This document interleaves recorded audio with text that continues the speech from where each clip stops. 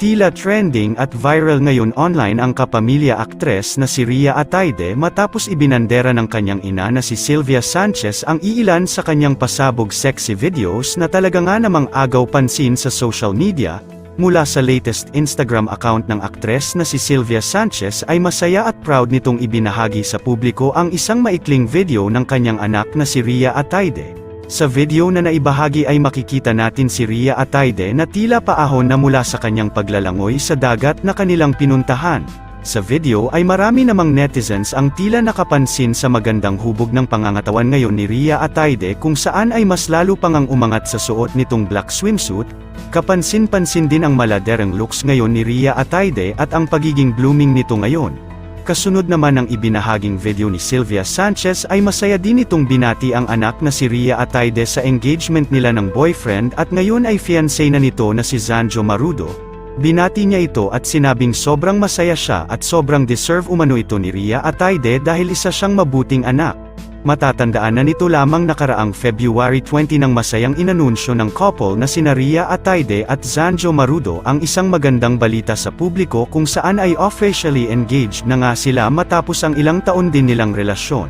Samantala, narito panoorin natin ang pasabog sexy video ni Rhea Atayde at ang iilang video nila together ng fiancé nito na si Zanjo Marudo.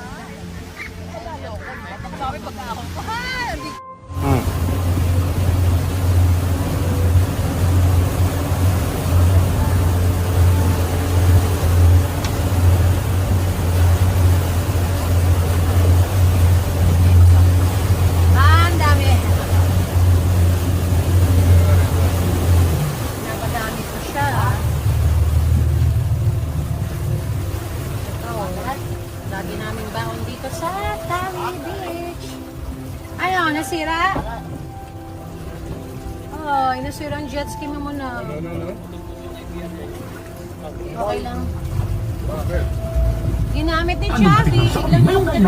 Ayan o, forward. I don't know. Ayusin lang dito. When I Ayusin. stop, just do... Pag-stop lang siya ng jet ski, tapos ayaw na mag-ano, forward. Reverse na lang lahat. Ayos na. Akin na, knock.